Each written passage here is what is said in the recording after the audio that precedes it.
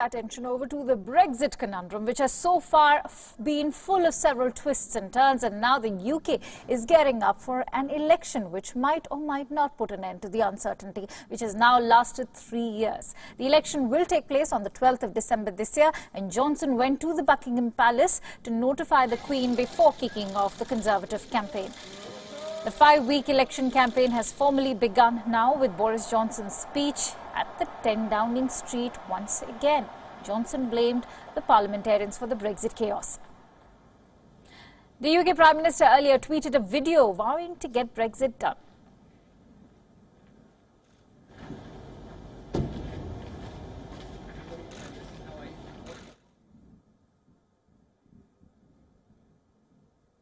Off to see Her Majesty the Queen, which is always a very tough interview because she always asks the best questions, and the question is, why are we having this election? There's only one reason. I'm afraid that Parliament is paralysed. We have a fantastic Brexit deal, but they wouldn't vote it through, and what we're saying to the country is, now's our chance to get a sensible majority Conservative government. Day one, we'll put that deal back to Parliament, get it through in a few weeks from December, come out in January.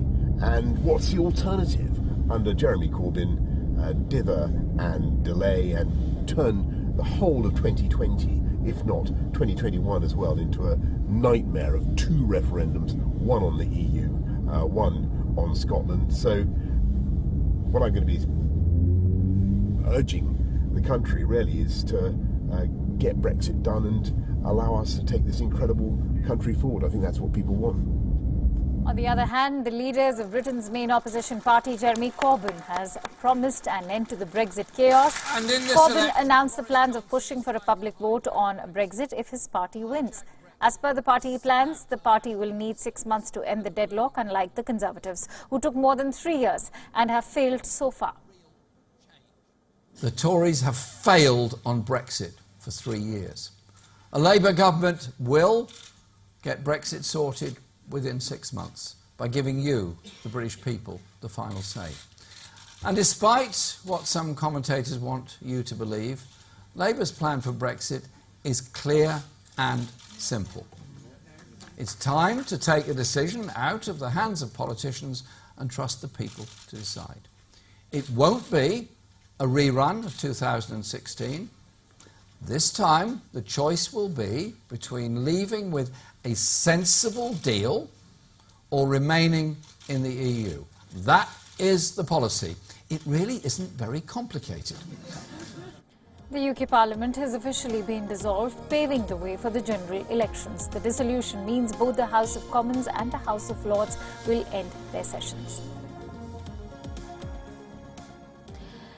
And Wion's correspondent Ollie Bratt brings you a ground report from the UK. Let's listen into what he had to share.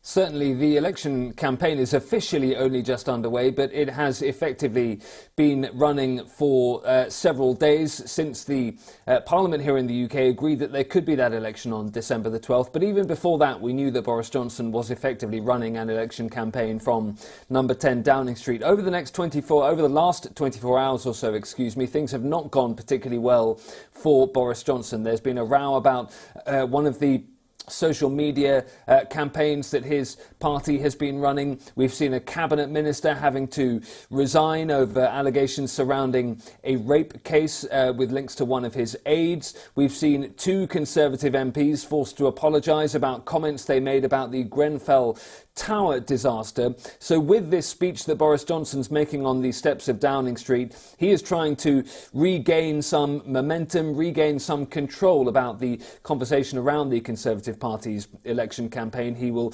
insist that his party is the one that can deliver Brexit quickly. He's criticising the opposition Labour Party for what he says would be the dither and delay if Labour take power.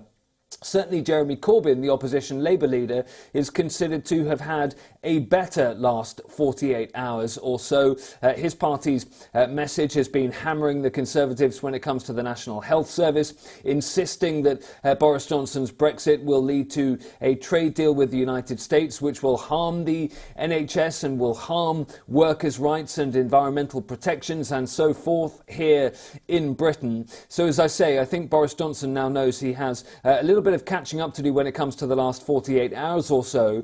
At the same time, his party is significantly ahead in the polls of Labour's, and certainly he is also ahead in the polls when it comes to individual ratings compared to the Labour leader Jeremy Corbyn.